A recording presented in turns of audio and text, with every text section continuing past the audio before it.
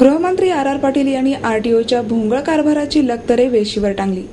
पुणे शहर पोलीस, ग्रामीण पोलीस, महामार्ग पोलीस, परिवहन विभाग यांच्या संयुक्त विभागाने राबवलेल्या राज्य रस्ता सुरक्षा अभियानाचा समारोप शिवाजीनगर येथील पोलीस मुख्यालयात पार पडला.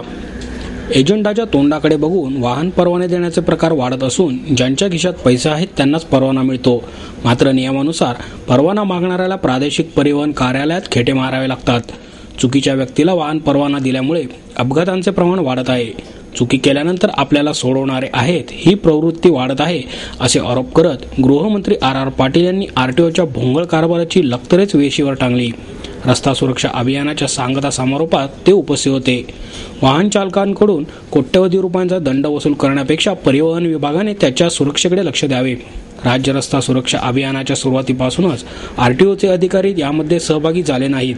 ते अभियानात सहभागी झाले असते तर नक्कीच आनंद झाला असता असे म्हणून आर. पाटील यांनी नाराजी व्यक्त केली.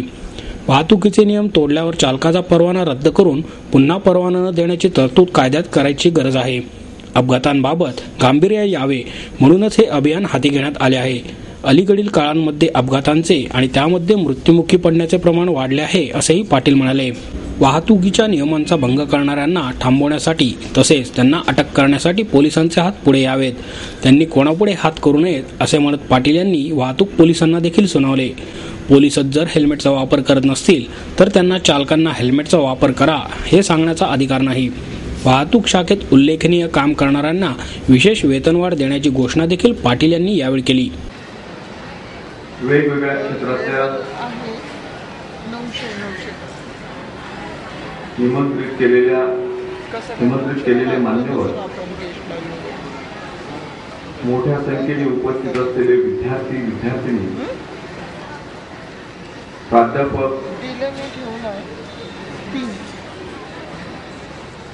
उपस्थित असलेले पत्रकार,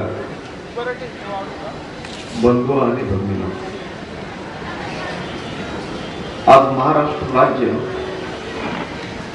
रस्ता सुरक्षा अभियानाचा समारोपाचा कार्यक्रम 3 तारखेला सुरू झालेल्या अभियानाच्या माध्यमातून ट्रॅफिक विभागाशी संबंधित राज्य सरकारच्या सगळ्या शाखा सहभागी झाले. लोकशाही प्रणालीमध्ये लोकांच्या साठी काम करण्यापेक्षा लोकांच्या बरोबर काम करणं हे अत्यंत आवश्यक असतं. केवळ कायदे करून कुठलीच व्यवस्था नीट चालत नाही जोपर्यंत त्या कायद्याला जन्म नाही. लोकांची जाणीव जागृती वाढावी, अपघातांचं गांभीर्य लक्षात म्हणून देशामध्ये केवळ महाराष्ट्रात हे रस्ता सुरक्षा अभियान आयोजित केलं जातं. खूप चांगला प्रतिसाद विशेषतः तरुण वर्गाकडून मिळतोय